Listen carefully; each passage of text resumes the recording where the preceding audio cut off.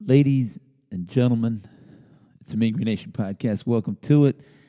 I do apologize ahead of time. My voice is it's a little rough. I try to spend a day. Usually, I record this. We record this in the morning, Sunday morning. Basking in the glow, eating a little brunchy brunch as we're. I'll say we're not old, but we're experienced. So I try to give my voice a little chance to rest. And this is what you got. But, like my wife said, it's more authentic. You've been there. You did it. It's a voice that was at the game, So, ladies and gentlemen, Sunday evenings. Mornings are cozier. Sunday evenings are a little more restful. I got work tomorrow, whatever, but, I don't even care. I'm basking in the glow. After a Mean Green dominating win, an underdog win. There's just so many places to start or to things to cover, and I don't know. I was kind of thinking about this all day. I think let's just start at the headline: North Texas winners 45-23 over the Roadrunners of UTSA, the rival. And they're not a rival like say. Auburn is a rival of Alabama or, any other team that you consider a real rival. Not even like Texas, Oklahoma. It's not like Egg Bowl, Mississippi State, Ole Miss. It's nothing like that, and it doesn't have to be. It is what it is for us, and that's fine. It could be that. And it was that. There was enough people that were around in 2013 that got a little angry about what happened then when they came up and they disrupted our season. I wouldn't say they ruined it. They disrupted it because that season was still great and it still remains in everybody's memory, right? That 2013 season, that was the Halloween game against Rice. That was the bowl victory season, right? The bowl championship, as Dan McCarney called it. So good memories, good times. And that's what UTSA fans are telling themselves. And that is hilarious to me because I know that what they're doing. 340 yards rushing, right? Just an absolute domination. I said in the pregame, the pregame, the preview. That's what I'm trying to say. Sorry, apologize. The preview of the game that I thought that UTSA is a talented squad, and they are, right? I thought that we're just as talented in a lot of spots. We're injured, we're a little bit younger, and we hadn't demonstrated or just basically played to our talent in a lot of ways, in a lot of directions. And that's fine, right? It meant that we needed some extra play. We need some guys to play outside of their mind. We joked on Twitter, especially at the worst parts of the North Texas season, when we're getting the 6 losses there, that maybe we bring the Pioneer kid out, let him throw for 450. Wouldn't that be great? Could you imagine that scenario? UTSA ends up undefeated, and they come to Apogee, and then somebody just spazzes out and throws for 700 yards or something like that, breaks the record. By that kid that had the record, he ended up being like a coach on UTSA's team there for a little bit. So let's break it or whatever. Anyway, Giovanni Vizza is what I'm talking about. UTSA came in ranked. I had suspicions. I was telling my wife this week, or Thanksgiving week, that number one, we got real life stuff happening that I'm not even gonna worry about. I'm not gonna obsess about this game. I'm just gonna believe what my gut's telling me is that we're gonna win. And I can explain those wins, those feelings about the wins. But I'm also an intellectual person, right? I could see what's happening. We're 5-6 and they're 11-0. There's a reason for that. They had a little bit of that magic, but the other side of that coin is that they had used up some of that magic. They had to dip in and demonstrate. They had to use up some of their wishes. And I realize a lot of this is after the fact, but I mentioned this last week when my voice is a lot better. After the FIU game, that we could be excited, we could be thankful that North Texas, the coaches, the players, everybody involved with the program, as much as they deserve the criticism for losing the games they lost and going 1-6, they deserve the praise and the applause and the plaudits for getting 5 wins, right? Getting one of those 4 straight at the time, 5 straight now, putting themselves in position. It's real easy to quit. And we're going to talk about some quitters today that were wearing orange and white and blue and white. It's real easy to quit when things get tough. And they didn't. They worked harder. They had this whole thing about, like, owning the line of scrimmage, landlords of the C gap, whatever. That's hilarious. All those motivational things are corny if you're outside of it. And they're especially, like, eye-roll inducing if, they're not working. But they're powerful motivators if they are working, right? And those kids are buying into it. The coaches are buying into it. It's working now, so that's great. UTSA had, I said that they were not that good. I had my suspicions about them all season, but full credit to a team that's winning games, right? 11-0. I felt like they only played one good team all year, maybe 2, because Western Kentucky actually turned out to be pretty good. Just a side note, interesting thing about Conference USA is that I think Western started out 1-4 and is now 8-4 going to the title game. North Texas, obviously, right, 1-6 now 6-6. Middle Tennessee 1-6 now 6-6. Just incredible turnarounds happening there. Conversely, like was it UTEP was like 6-1. Now they're like I think they're like 7-6 or something, like 7-5 or something like that. They didn't really do well down the stretch. Neither did Charlotte. They were pretty bad. They beat Duke to start the season. And anyway, back to us. Back to the important thing. UTSA were vulnerable, right? They had everybody's talking about their number 10 rushing defense. I don't really quote those or even know those numbers because I don't like totals like that. Like 300 yards per game allowed. Like that doesn't tell you a whole lot. Like what kind of offenses are they facing? What are the situations? Did they get up big, or are they down a lot? I mean, like if you give up a lot of passing yards, usually you're up a large number of points, and teams are passing a lot against you. So I think yards per attempt is big, and then like yards per attempt allowed, right, and rushing yards allowed. Those are more important and better indicators of what's happening. And then obviously more advanced stats like stop rate, this, that, and the other. I think in recent years I've gotten away from looking at or using advanced stats so much. Not because they're bad or they don't tell you everything. I think they tell you a lot and they're really great. But I found myself looking at those stats not really appreciating the game too much. So a good advanced number will tell a well-trained eye the same thing, right? We've been watching North Texas play. I can tell you a lot of stuff. I'm like, they'll give up some big plays here and there, but overall they do a good job. And then the advanced numbers tell you basically the same thing. Oh, they got a pretty good stop rate. Their defensive line rate, it is pretty good. But they got occasional same thing. I just rather watch the game and talk about it than actually look at the stats. So I've gotten away from reporting on the advanced numbers hither and thither, because then you also get into some weird arguments about it. And I feel like it just takes away from enjoying a game. The game's about people playing, so focus on the people. And then, use the numbers to back up those arguments later. Anyway, they had a really good rush defense, or so it was said. I watched with my own 2 eyes. UAB just run all over them, right? They did their deal. They handled their business against them. I was concerned, though, that UTSA did find a way to stop that in the second half. They made adjustments. I was thinking that they were going to find a way to do that against us because we didn't really have the complementary pass game that UAB had. So I was a little concerned about that. And I think we all were. If you're a North Texas fan, you follow a lot of the guys that I retweet or just, converse with there.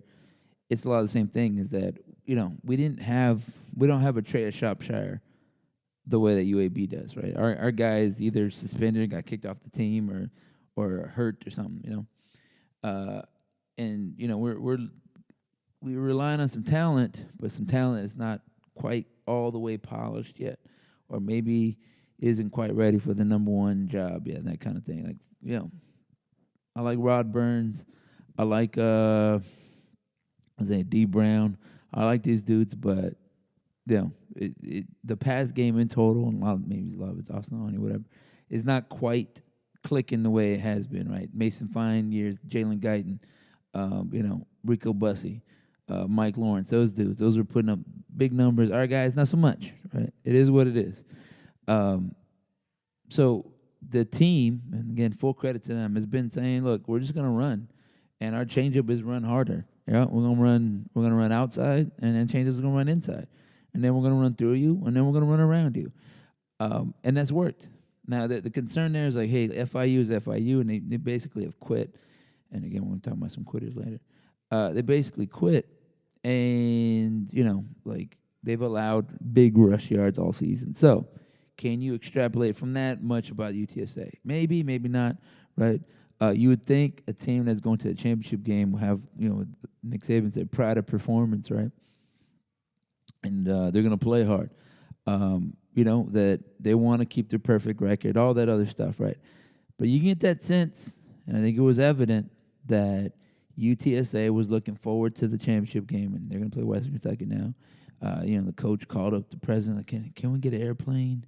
Because I don't want to ride the bus, blah, blah, blah, right? So, I think they were looking past little old North Texas, and that was fine with me, sure, we'll take everybody's best shot and whatever, but if they don't want to play hard and they want to mentally check out the game, I'm not gonna encourage them to do otherwise. So that said, I from hear it after the fact, talking to some people that know, everybody was locked in on this game. You can tell that. One, there was a lot of momentum around the program, excited about being in position to go to a bowl game. And number two, about beating UTSA because they're undefeated. And then they were ranked. And number three, to exercise some UTSA demons, right? Famously in 2013, they came up here, messed with our season, right? Disrupted our year. So we figured let's do a little payback, right? Job done. From the moment go. Well, before I get there, let me just say I thought we'd need some little extra help. Again, we don't have the offense that we want to have. We have a very good run game, but we needed a little something to help out. And the weather was that help out. But from the word go, North Texas came out aggressively, and that was great. We said some boldness, some clever, and a little fortune, and then taking advantage of said fortune. Checked all those boxes. Came out bold, right? Austin Ani throwing, get a pass interference. Okay, run the ball. DeAndre Torrey off the edge gets like 13, 14 yards. Amazing stuff. We don't score right there, and I probably would have tried to go for it, but whatever. They said, let's take the 3 points and let's go play football. Here's where the fortune comes in, right? The dude receives the ball, tries to make a little move. They put a hat on him. He fumbles. North Texas recovers. There's your fortune. There's taking advantage of the fortune. Now, fumbles are a little luck, right? The ball's bouncing around. Are you going to get that? Who knows? But it's less luck than like interceptions are, turns out. Anyway, again, it's getting advanced numbers. Taking advantage of it, right? If you're swarming to the ball, you're more likely to get a fumble. If you're tackling well, if you're doing it in the right positions, you're more likely to earn a fumble, right? So that's evidence. It's the rewards, the benefits that come with executing well on special teams. They get the ball, run, touchdown, North Texas. And here's the part where we benefited for some fortune, is that Ani tried to pass, the ball slips out of his hand, he recovers, right? Well, rewind to the previous one. Ani played well, he put it on. Brown, I think he was just a little bit his back shoulder, but it was a perfectly good catch. He ended up dropping, and that's why they kicked the field goal, right? So overall, good play from Ani. He didn't play poorly. The ball was slippery, right? So whatever. So we're up 10-0.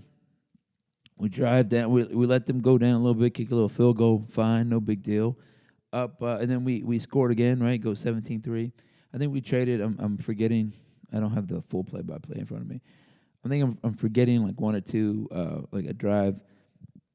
It's not important. I don't want to recap the game drive by drive, point by point.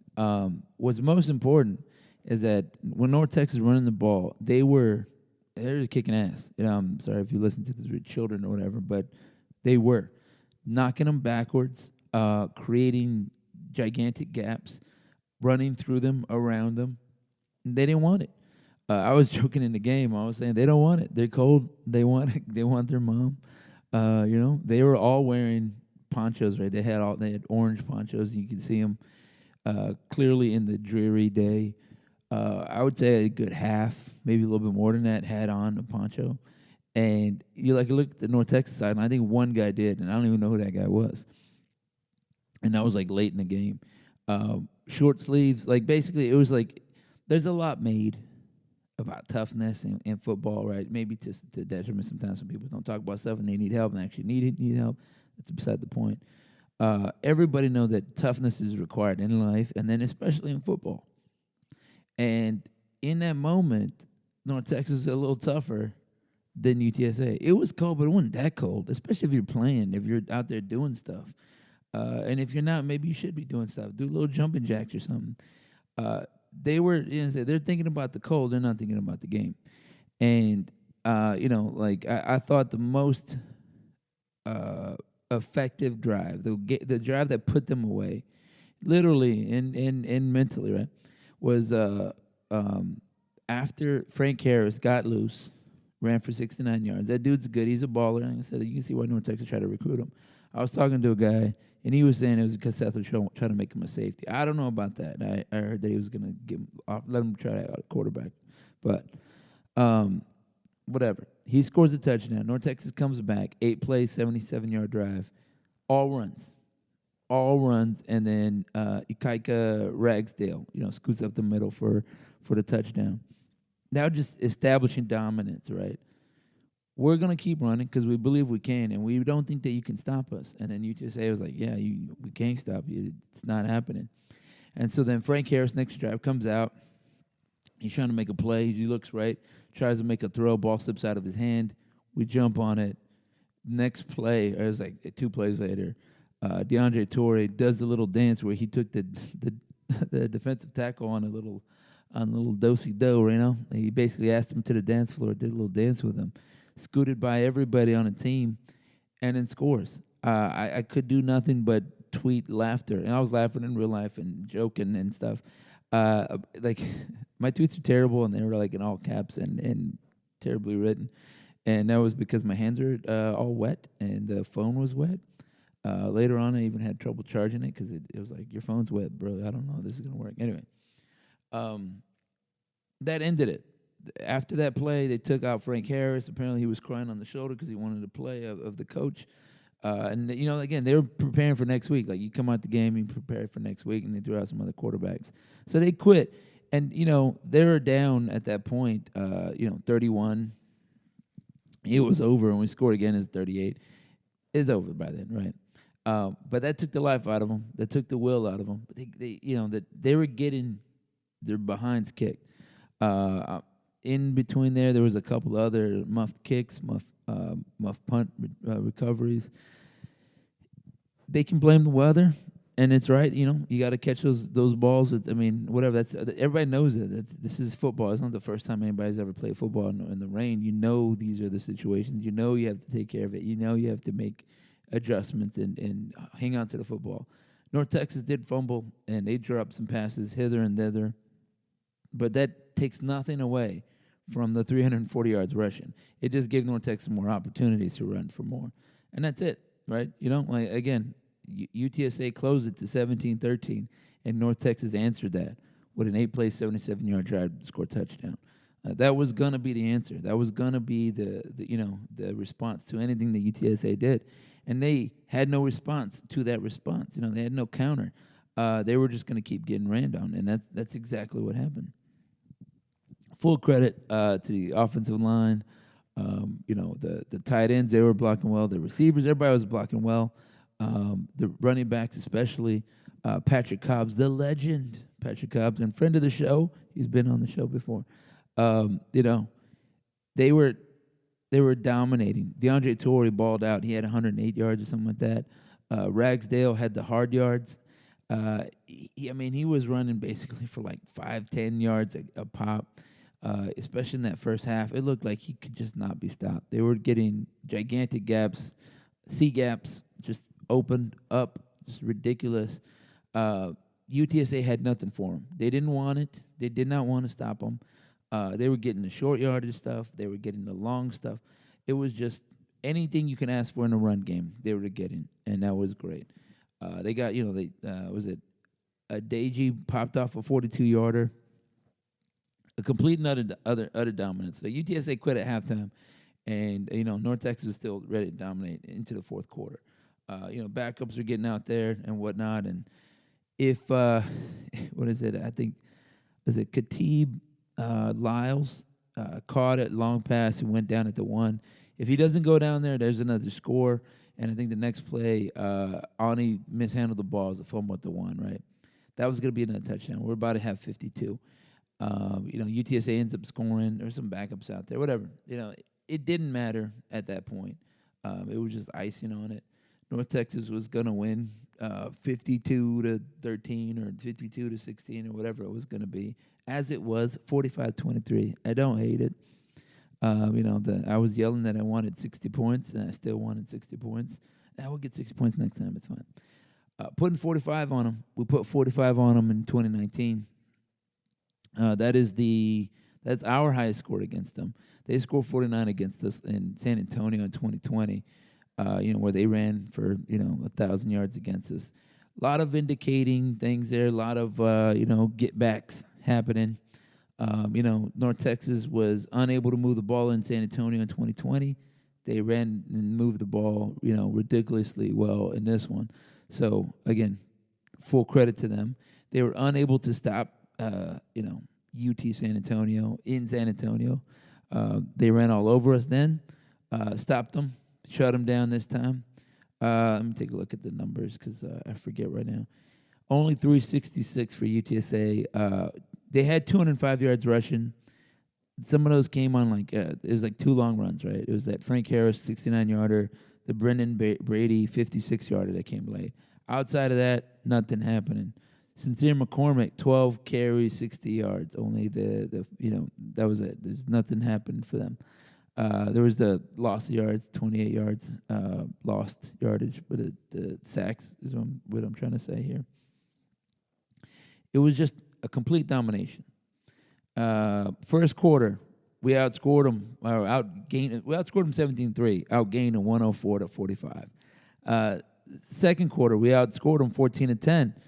They outgained us 175-100, but total in the first half, 252 yards for us, 146 for them, 14.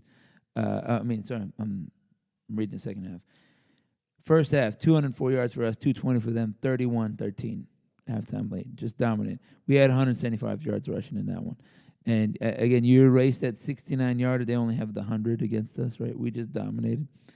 Good stuff. Great stuff, possibly. UTSA, like I said, they can say what they want, all their fans. Trying to make themselves feel better. Like, well, you guys never won 11-1 before in your history, 100 years. We did it in whatever years. But there's a couple things about it. One, getting 11 wins is far easier in the 2020s than it was, say, in 1975, right, when you can only play 9 games or something like that. Now there's 13, 14 games. UTSA has already played 12 games a season. I remember in my lifetime that was the limit of the number of games you could ever get, right? So, it's not as amazing as you think. They're already going to play a 13th game and then a 14th game. I think the teams that have in history that have won double-digit games has increased as there have been more available games to win or to play. And then I thought, whatever. That's I'm sure I'd be saying something similar if it was if I was defending that position. But the thing is about doing 100 years of North Texas football, I feel like I got to defend it a little bit. Because it got kind of silly and it doesn't make any sense logically. The thing is that supporting a football team, right, a program supporting a football team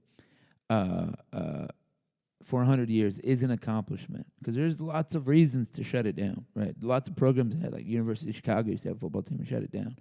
A couple of these other programs, they wanted to shut it down. North Texas has had a football program for 100 years, and that's remarkable. And that's... I think win or lose, right? Whatever. Some of my favorite memories or best memories are going to even some losing football games. Is that the bonds that you create, right? The relationships that you make, the friendships, the memories, they're all associated with that. And I'm just talking from a fan's perspective. There's plenty more that happen and that come from, players, right? Those are just the kinds of bonds that are even stronger than that. Than people tailgating together. But I was talking to some people tailgating 20 years there, right? Talking about the stories, the fun, all of that stuff that happens, right? Those kinds of things are what college football is about. It's all of that, and not necessarily one.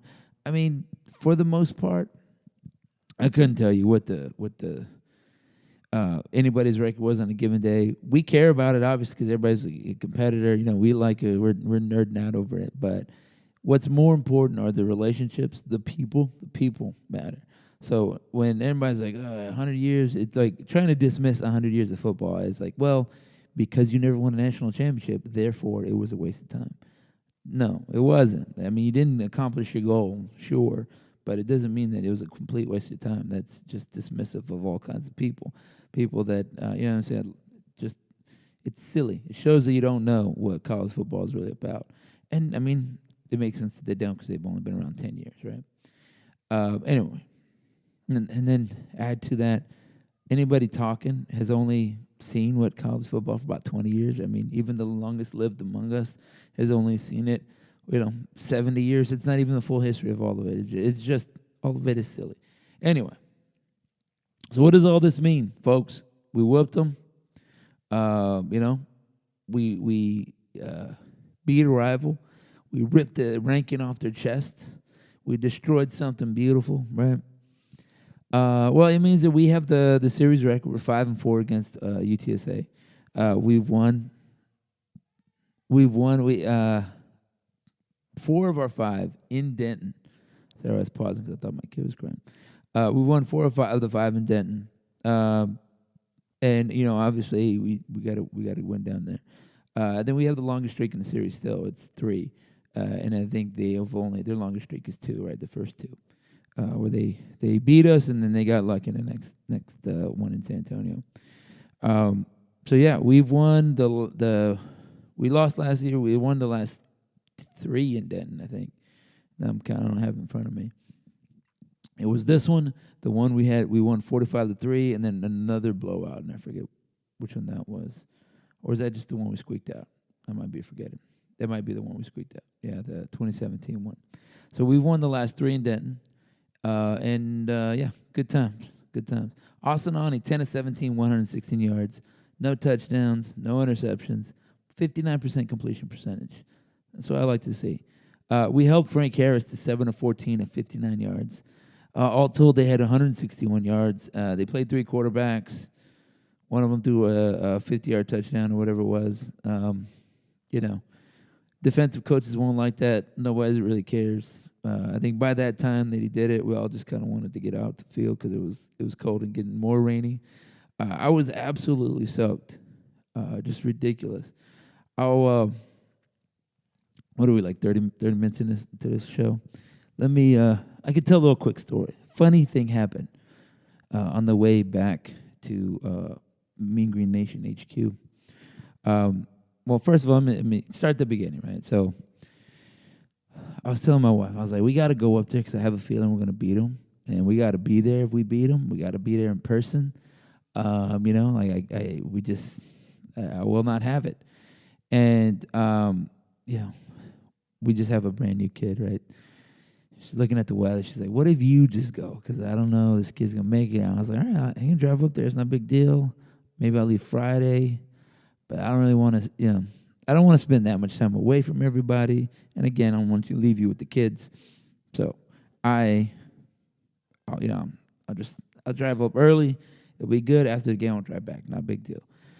And she's like, well, what if we just fly you up there? I'm like, how about that? I'm like, all right. She's like, but we're going to have to get a bigger house.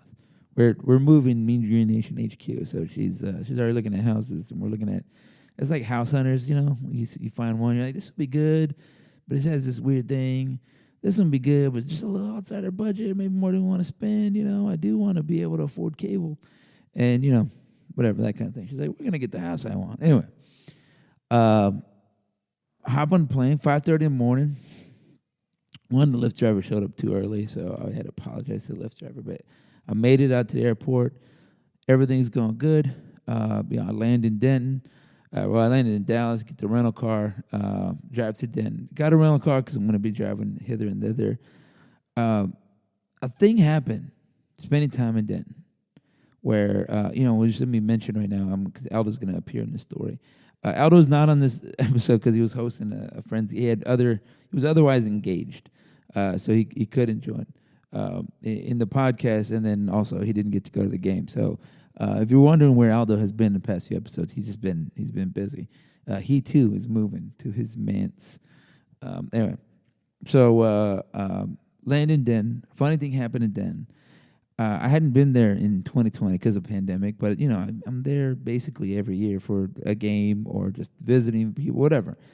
And I spent some time on the square, just kind of revisiting some old haunts like Jupiter House, and an incredible wave of nostalgia came over me, like where I'm just seeing these spots, and then eventually, actually, some people from way back when, which is kind of crazy. They're seeing spots that I spent some time or had meaning to me. I met a friend. I was like, I have a friend whom I've been friend with for going on whatever 10 years now. I met him at Jupiter House, right, when it was my now wife and her like dorm mate and whatever. We were hanging out, and all these are coming back to me, and it was weird. It felt like I hadn't been there in 10 years when like I said, it's only been like 2. So good times, and I will not take any Denton slander because Denton is a great town. Good times all around.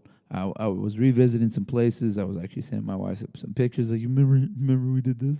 You remember we went? That's very much Chris Farley stuff. So I grabbed some stuff, some provisions. I head over to the tailgate. I find who I need to find at the tailgate. Shout out to those guys. I know who they are. For hanging out with me. I had some conversations. I did a little fun heckling of I think the Sosa band. They were walking by. I asked them to practice playing the sad trombone because they're going to have to. And, good times. Good times talking about tailgating, good times tailgating, hanging out with some people. Whatever. I was ridiculously soaked, just absolutely soaked. And I stayed the whole game. No shame on you if you left early or had to leave early. There's a lot of people in the concourse, like on the main side, like the home side, just underneath, out of the rain, watching the game on TV. So if you saw that, whatever side you were on, and you were looking at the crowd, you're like, that's kind of dwindling. Did everybody leave? They did. And a lot of people were just in the concourse, right, getting warm, getting some hot chocolate, whatever. I was absolutely soaked. I got the cheap poncho. I actually stopped at the academy off of Bonnie Bray, right? And I was gonna go and get a poncho, and I like a UTSA truck and two ladies, viejitas or something. They walked in, and they got their like basically all the last ponchos, and so all I had was like the $50 ones, and I was like, I don't need all that. Or like the 89-cent ones. I was like, there you go. I'll just get that one. I'll be good. I got that one. And I probably should have got the $40 one because I was just absolutely soaked. Like the part of me is like a T-shirt poncho sort of that deal with the hoodie. That was not covered, but like my actual hoodie was soaked in the arms. My legs and shoes and socks were absolutely soaked. Whatever. We had a good time. I was surprised that more of the 8 students that were there didn't rush the field. I mean, I would have maybe done it, but I think I'm too old for that. Maybe I would have went to the student side and did it. I would have maybe encouraged it. I saw one guy did jump in a video. But also, I know some people are like, it's UTSA. We don't rush the field for UTSA. And, fine, whatever. That's fine. I just wondered if it would happen. Fast forward. I meet up with some folks at East Side. I saw actually a dude I haven't seen in a long time. We were catching up. And then, some other friends. Shout out to those people. Again, they know who they are. Some people from the Go Mean Green message board. Battled with them. Good times. Had some victory whiskey. And then I went over to Aldo's house. And he was a good Samaritan. And he threw my clothes in the dryer. And he gave me some Friendsgiving food. And we hung out and had conversations and talked about life and stuff and all that good stuff. So overall, great trip. But it's time for me to leave. I scheduled, like I said, I didn't want to spend too much time away from my family, so I was planning to get a flight out at 9:45. This is the departure time.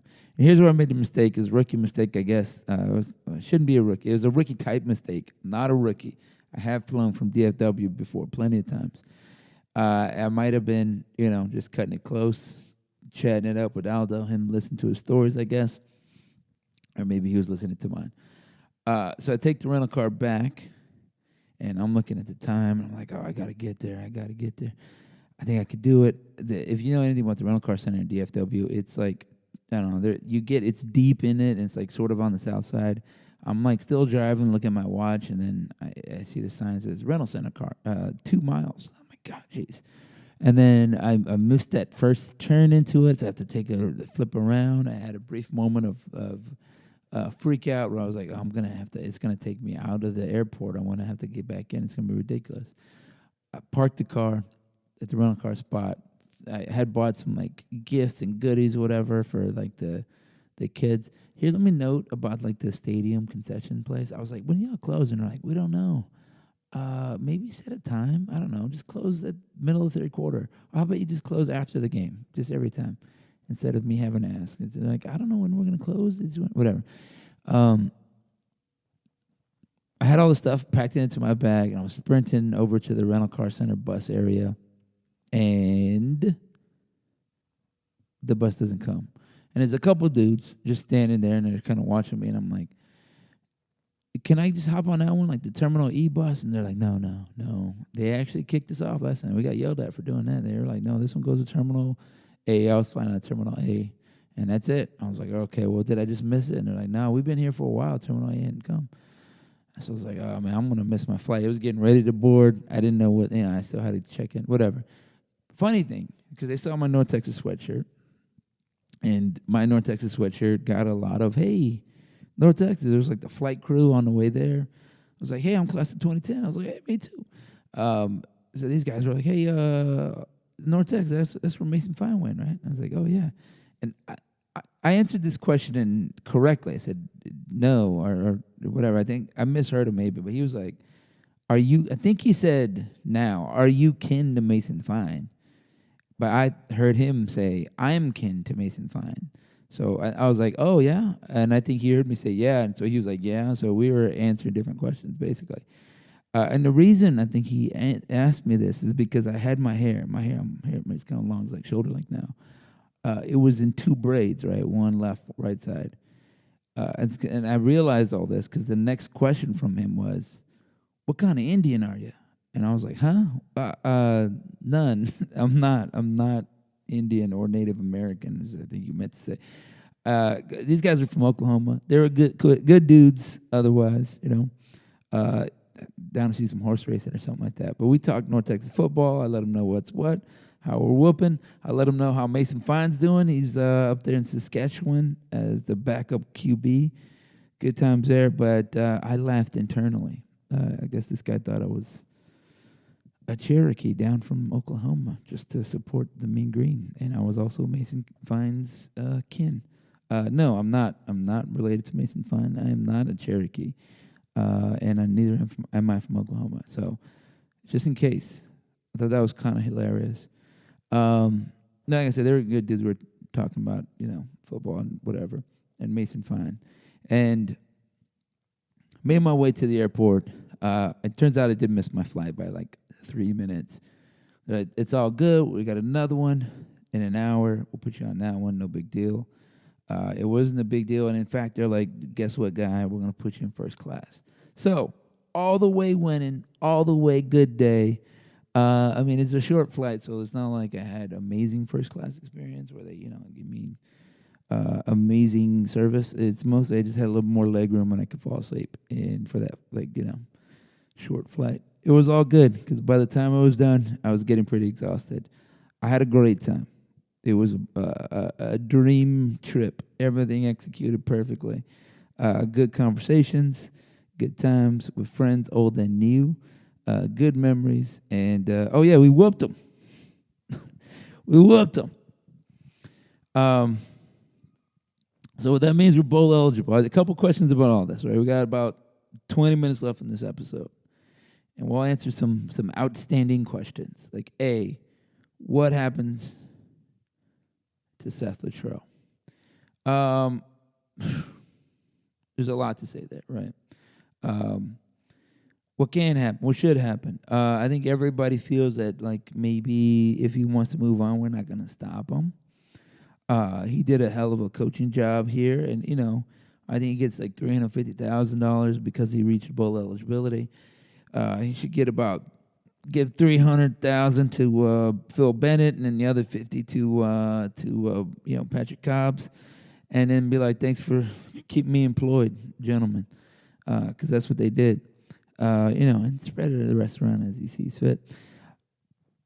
That's what's what, right? I don't know that Ren Baker's not the type to do this, right? I think Ren Baker probably has a larger plan. I trust Ren Baker. I think he has as much to do, if not more, with the Renaissance at North Texas than any individual coach. Players have a lot to do with this. It's a team effort. But I think Ren Baker has also kind of set the direction. He's done a lot of work in that aspect of it, and so I don't think you'd be like, it's not really a good look to just fire a guy. It's not good business. And I think there's a lot to learn from the Jim Harbaugh situation in Michigan, where there was a lot of criticism of him, a lot of questions asked of him, and full credit to Jim Harbaugh. And I love Jim Harbaugh. I think he's a great coach. He said, all right, let's fix it. And they did fix it, and they beat their rival. They beat Ohio State. UTSA is not Ohio State in this example, but what I mean is that they had a goal, and they needed to address it. It was a clear and obvious goal. He worked to fix it, and now they're number 2 in the nation or something like that, right? So North Texas, obvious problem, right? But I think if we can set a clear goal, like we need to compete for Conference USA championships next year and the year after or something like that. And he can work to get that done. I think that's reasonable. You look over at Western Kentucky. They got Bailey Zappi. They hired Zach Kitley. And again, I mentioned this last week. The headline of it is like, oh, well, we got that dude, Zach Kitley. And then, it was organic, the way that Bailey Zappi came after, and Joshua and Jareth Stearns. No, it wasn't. It probably was like a whole package deal. But whatever, it doesn't really matter, What matters to us is that, like, we need to be able to do the same kind of thing.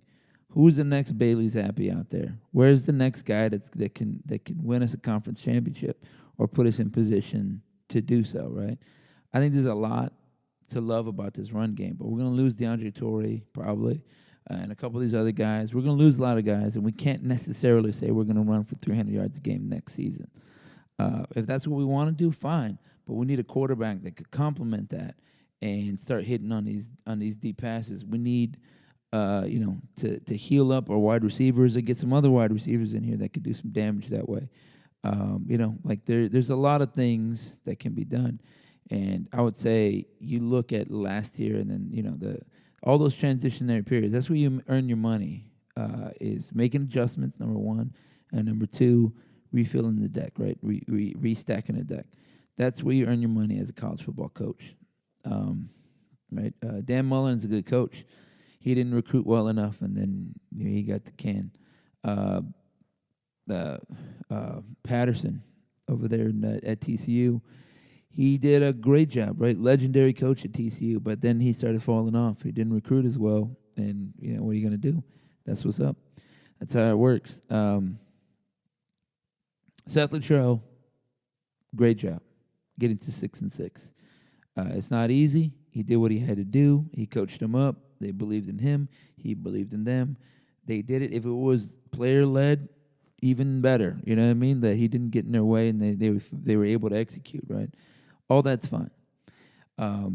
Next season after that, I think there needs to be some clear expectations. I forget exactly when his contract expires.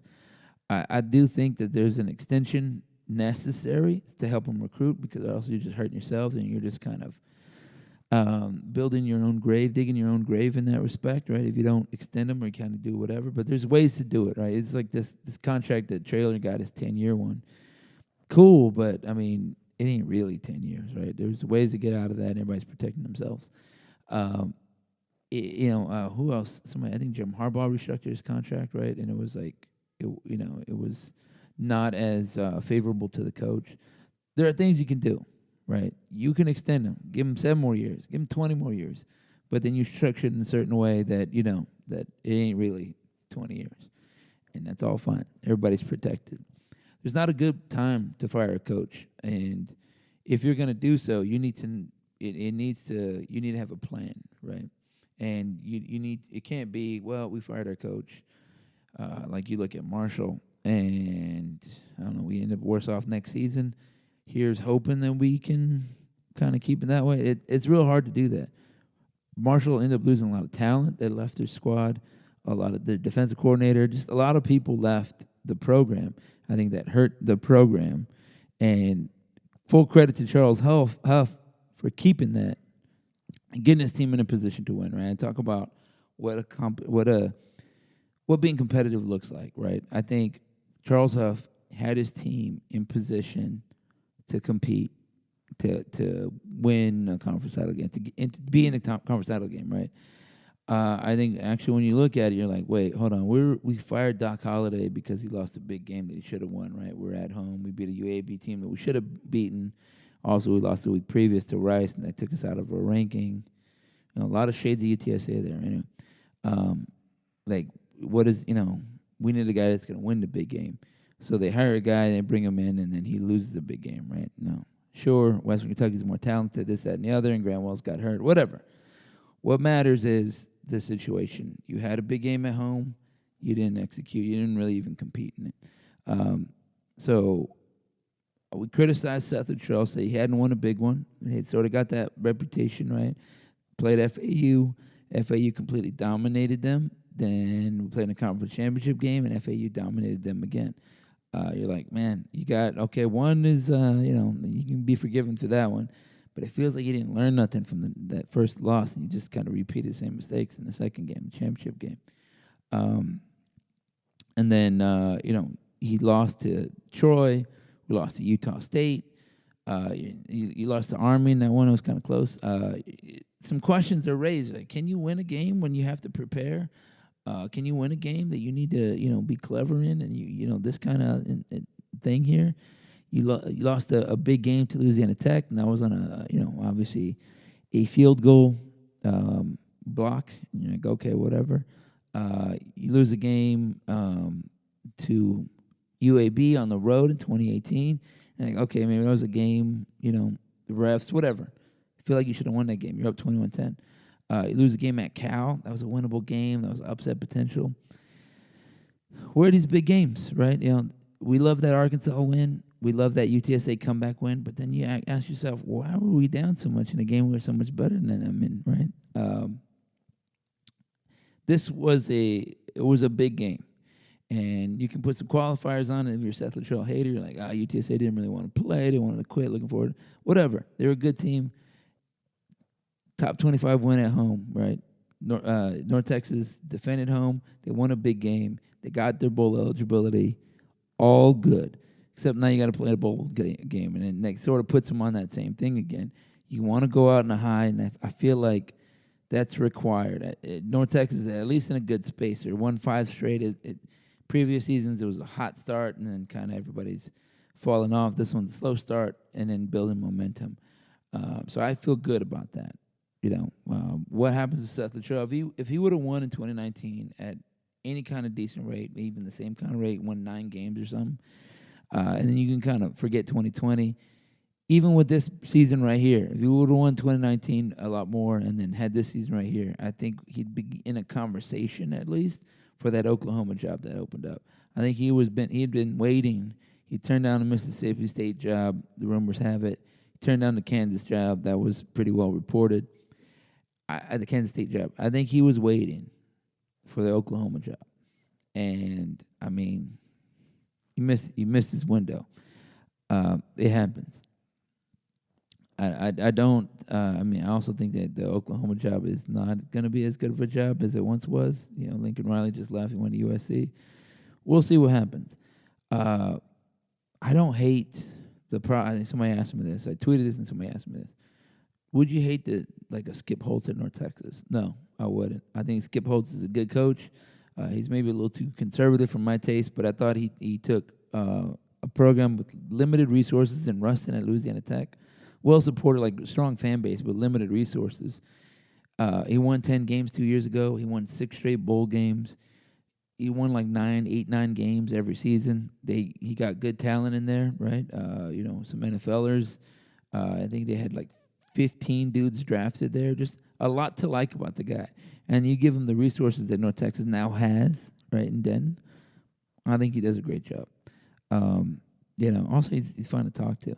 So I don't hate that. I don't hate the guy down at UIW, Eric Morris. He's building a little something there. I don't hate, lots of dudes. I think maybe you even have to even consider maybe this Latrell guy over there, or Kitley, sorry, up there in Western Kentucky. I don't know. Those are some questions they were asked. Like, do I think we should fire Seth Latrell right now? No, I do not. I'd be fine with him sticking with the head coaching job. I think some patience is required, and if somebody asks for some patience, I think you can give it. He is a first-time head coach. I think that we've seen it pay off with Jim Harbaugh. He learned some lessons. He changed his approach. He gives somebody a chance to make a mistake, especially to learn from their mistakes, especially as everybody's making these moves, these knee-jerk moves. Maybe this Orgeron thing is I hadn't heard that he kind of got real loose with the program there, but they didn't even say, hey, how about you tighten it up? They just were like, well, you're done. Right? We don't tolerate that here at LSU. Whatever, cool, I guess. The dude just won your national championship. How about you just give him a chance? Whatever. I think there's some value in being a little bit patient, and so I don't mind being patient. And I don't think that is sending the wrong message, quote unquote, because everybody out here is overreacting. And so you just kind of wait a little bit, right? Play the yang to their yin. And also you save some money, too. That's the other thing, too. There's a lot of coaches being paid to sit down, and I don't know that's the best idea. North Texas is in a good spot, right? You pay. You have a guy that's saying, like, I'm going to be back. I'm not going anywhere. And, these coaches that are recruiting you, talking to you right now, they're going to be here probably. I think that stability is a great sell. And then you have something to sell right now. Look at these facilities. Look at the overall university, right? Like, it just looked like everything. Like, basketball's winning. We went to the tournament last year. We're going to the AAC in a couple seasons. We have top 25 teams that come to Apogee, and we beat them. It's a rivalry game. It can be kind of fun. We have a brand, something like that. Look, we got a toughness, right? We're playing a rain. You can sell that. You can sell that to some guys that are like, look, we work here. We got some dudes that play in the NFL. One of them's a coach on the sideline. He'll coach you up. You want some NFL pointers, he can give them to you. We've had that here. We've had even coaches like Graham Harrell played in the NFL for a bit. We have things to sell people, right? We got a legacy. We got a history. Look, me and Joe Green, we trot them around every once in a while. Maybe you can be the next Hall of Famer. Or maybe you can be like Jeff Wilson, who's over there at San Francisco. Maybe you can be like Jalen Guyton. Maybe you can be like Keelan Hall. Those are dudes from this program under this coach that are in the NFL now. Maybe you want to do the NFL thing. That could be you. Come to North Texas, right? You can sell that. So that answers that. That's where I think where we go. You can stick with him. I don't hate it. Phil Bennett got to get a raise. You got to keep Phil Bennett around, or find a guy that's going to do some Phil Bennett type things. Make sure somebody's learning from Phil Bennett, right? Watch what he eats for breakfast. You know what I mean? If he writes left-handed, then maybe you should be left-handed now. You know what I mean? Like, just learn from him, because he did a hell of a job. North Texas had one of the stoutest defenses in the conference this season. And I said there's still they gave up a lot of big plays. There's some question marks at certain spots in the secondary. But overall, great job. Offense, they did. Nobody thought that we should be throwing the ball only like 17 times a game. Like, we're playing Dickey Bowl out here, and I think definitely Patrick Cobbs would say, well, we won some conference titles with Dickey Ball, son, so don't talk mess about Dickey Ball, and that's fine, right? Like, if it's effective, that's cool, or we'll lean into it. We were going to run the ball 60 times in a game, only throw it 17. That's fine as long as we're winning. I don't care as long as we're winning. Scoring 45 points is fun, whether you do that through the air or on the ground. But whatever you're doing, it needs to be creative. That was always the criticism of late stage Daryl Dickey football was that, well, we're going to run it into the line 2 times, and then we're going to try to find Johnny Quinn, and then we're going to punt. That was it. There was no creativity there. And, I think that there's a little bit of Jim Harbaugh. Like, he believed in physicality, but they were like, look, we can't just be doing this fullback thing all the time. We got to change it up. So they did that, but you still be physical. I always felt, and I still think, that the spread can be physical. You can be physical in the spread.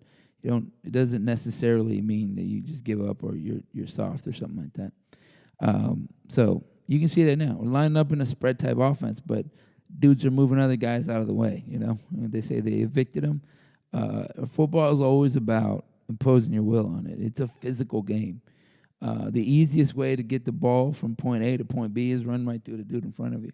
Right? You can be clever or something like that, and like, oh, I'm going right. No, I was actually going left this whole time. That's fine. You need that too. But at some point, you're going to have to, run through somebody or push them down or knock them back defensively. You know what I'm saying? Like, there's physicality is the game. It's built into the game. So as long as we're doing that and, we find clever ways to continue to do that, we'll be fine. So that's my answer on the offense. And I think, it's like even Lincoln Riley's kind of gone more to a power game. A lot of coaches are finding a bit ways to be physical now that everybody got spread out defensively, right? And they get smaller guys out there, and they're like, you know what? That guy can run, and he can cover, and he can tackle a little bit, but what if I put a 300-pound lineman that can run, 4.5? What if I put him and have him go block that 6'1", 205-pound, safety? What happens then? You're like, oh, we win? Well, let's do that. Anyway, that's that. Kind of lost my place here. What am I looking at? Another question, recruiting. We had a couple guys. We had a couple 23 guys there that I saw. I don't know that our recruiting rankings are super amazing right now, but yeah, that's fine. I think I heard somebody say one reason that we hadn't played so well is that we hadn't really recruited as well as we could. We had a really good recruiting class on paper, but we didn't have the fit that we needed. I think that's a little bit playing, Monday morning quarterback on all of it. Not everybody's going to hit. Not everybody's going to find out that this is the place for them, and they're not going to fit into the program. But I think the position that you absolutely must hit on is quarterback. And, I was saying this to a UTSA fan at the tailgate. I was like, it's all well and good, right? It's fine. Seth, Jeff Traylor is winning right now, and that's cool. But I think a lot of that has to do with how well his quarterback has played, Frank Harris. Timely plays, making plays. You look at that drive against UAB where he flicked the ball down the middle to the tight end. He pinpoint pass to a receiver along the sideline. So whatever you say about him, I say he'll throw an interception here and there. And was it Grayson Murphy didn't intercept it, and if he did, then they don't score. I think I made that point on last week's podcast. Got to take advantage of those things. He'll throw those passes. He'll fumble the ball. We saw that again here. And even he fumbled into the dome too against UAB. Those criticisms, valid and accurate, is that he makes plays. He's a playmaker. And, he had a terrible game, but he ran for 70 yards against us, right? It was like Mason Fine was terrible in 2016 against UTSA because he fumbled the ball. He had 4 turnovers, right? 2 picks and then 2 fumbles. But he ran for 80 against them. It's sort of similar in that playmakers make plays even when they're bad. Mason Fine still made plays even when he was bad, right? His freshman season. But my point about all this is that UTSA is good largely because their quarterback was there. And Frank Wilson recruited Frank Harris. And, Frank Wilson recruited all these dudes. And they were not good for a number of seasons, largely because Frank Harris was injured, and they couldn't find a backup. They didn't have a quarterback that would do it for them. And, North Texas struggled past couple of seasons, right? Because Jason Bean, he did a lot of good, but not enough good, right? Austin Oney did a lot of good, but not enough good. Jace Reuter did a lot of good in some spots, but not that good. Same thing with Austin Oney again this season, is that it hasn't been as consistent or as good as we needed them to be. So you can say the same question. We haven't found a guy, and now all of a sudden Seth Latrell can't coach. I think what it really reveals is just the weaknesses in your team or maybe your decision making. A great quarterback covers all manner of sins, and I think we'll see that conference championship game, right? A couple good quarterbacks. Bailey Zappi is the best quarterback, though, and whatever happens in that game, I think Bailey Zappi is gonna win it or lose it because he's just that good, right? It's gonna make Tyson Helton look like a great coach. Is he a better play caller? Is he a better? He's not even calling plays. The Kitley's trying to play. What is it good that he made? What difference in coaching did he do? Well, he found a good coordinator, a good hire, and he found a good quarterback and a couple receivers. Those are essential parts of the job. Finding good coaches, finding good players. He did it. He might win a championship because of it. Jeff Traylor. He got into the situation. He has a good quarterback, and he lets him play. That's how he might win a championship, right? Seth Latrell in 2017 almost was in a game where he could have won a championship because he had a quarterback, right? Mason Fine, all-timer. Find a quarterback. That's it. If it's hook or crook, whatever it is, that's what we got to do. Find a quarterback. Austin Oney. I think the reports on him are like, yeah, he makes mistakes. Everybody makes mistakes. He's good enough for what they need right now. But we need, I think the goal should be is look at Bailey Zappi and say we need a quarterback that's better than him, right? Look at Frank Harris. He won the division. We need a quarterback that's better than him. Look at Dylan Hopkins, the UAB dude. He played a hell of a game against UTSA. Let's get a guy better than him. We need to find the best quarterback in the league. And that'll go a long way to restoring North Texas to being the favorite in the league.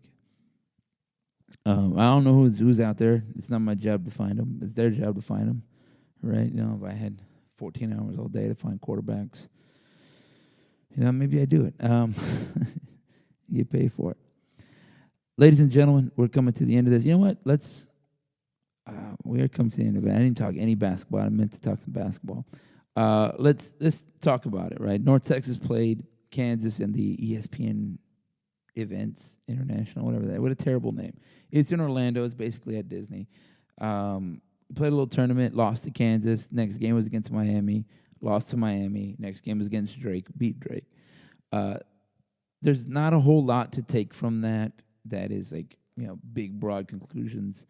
It's early in the season in a rebuild year. All right, we lost Javion Hamlet to graduation.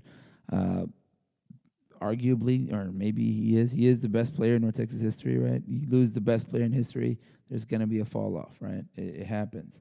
We had 2 seasons where we're used to passing to Javion and saying, please go win the game for us. And he's like, cool, I got you. Now it's like, okay, is it going to be Tyler Perry, the new guy? Is it going to be Thomas Bell? Who's it going to be? Reuben Jones? You going to step up? Who's it going to be? We got to figure that out. And even in that moment of hesitation, you're like, is it you? Is it me? That moment, that's where good teams take advantage of you. I thought Kansas jumped out, kind of hit us in the mouth, and we were a little surprised. We were trying to overplay. I don't know what it was, but it looked like we were reacting to them. We had some shots. We just didn't take them. We had some moments. We overpassed. We turned the ball over. We were a little late in some rotations, fouled them, gave them a 3-point play when it otherwise would have been 2. But overall, that 10-point gap, they jumped out to 10-point lead. We stayed with them. We kept it close. We made a run. They made a run. In the end, we couldn't overcome that gap, and I think that's fine, all things considered. They didn't look scared of them. They just didn't look like they didn't react well to the beginning of it. Against Miami, they jumped out to a big lead, let Miami come back, and then North Texas didn't really have a closer late. I think on that comeback by Miami, a closer-type person, that's a good person to settle you down, right? When in doubt, go to your best player. Go to your best. What is it that we do best? Let's give it to our best dude. Let him run some stuff. Let him get us a bucket. calm everybody down. We don't have that, so we couldn't find that. There's your problem. Not something that's unovercomable. It can happen, right? We can develop that guy. We can figure out how we're going to do it. If we don't have a guy, then we just figure out what things we do best that we can close with. Then we still have to figure those things out. Against Drake, sort of a similar thing. I thought we played a decent game in that one. I thought Aaron Scott hit a couple clutch free throws. He was 1 of 2 on the year, and he hit 2 back to back. Thomas Bell played really well down the stretch. That both sides, he got a block, and he got 3 of 4 free throws in like 3 possessions, whatever it was. Good stuff by those guys. We're going to rely on Thomas Bell. Reuben Jones is great attacking the basket. Lots of good stuff from North Texas where they're doing North Texas or Grant McGaslin type things. Good on the ball defense. Executing. Finishing at the rim, looking for some good post plays, shooting when they're open, sharing the basketball. Just really good basketball stuff. I think we're going to be fine. Kenneth Lofton over there at Louisiana Tech looks real good. He put up like 36-17 against NC State. He's going to be a problem. UAB is going to be a problem. Western Kentucky reloaded. I haven't seen him or read too much about him. But I know they're talented. Those are 3 teams to worry about. North Texas is going to be a little bit of kind of a dark horse candidate, but talent aside, right, like just whether or not straight up talent's going to be there. I think the thing to look like North Texas is going to be in that conversation just because we play defense and we're willing to play defense, man-to-man defense, and that always creates opportunities for you, right? Even if you're not the best offensive creator. If you're playing good defense, you're going to get runouts, you're going to get putbacks, you're going to get steals or just extra possessions that way. So that'll be good for North Texas. And I think we'll be in a conversation. The goal this season, the goal is always to win if you're on a team and everybody's like, we're competing or whatever. But I think a reasonable expectation for fans is that we're in the semifinal, that we can get to the semifinal of the conference tournament. And like I said, however we get there, right? If it's like we don't have a good conference season and so we have to play our way in through the bottom, or we earn a spot where we get to bye, right? I think both. One is obviously easier, one filled with less drama. Another one's a little harder, but maybe more exciting. And we won the conference tournament from a low spot last season, not the lowest, but a low spot. And it's not easy. You can see North Texas kind of getting a little tired in that final game, but they powered through it. You don't want to have to power through it all the time, right? But you can. It can be done. But for me, it's not like championship or bust. It's just like get out there and get to that spot in the conference tournament, and then anything can happen. And then compete in that game. Who knows what's going to happen if we can't stop Kenneth Lofton in the semifinal or the championship game, then it is what it is, whatever. But I think we wouldn't play them in the championship game. You know what I'm saying? But that's it. There's a little basketball preview. Conference season didn't start till January, so there's a lot to kind of prepare for.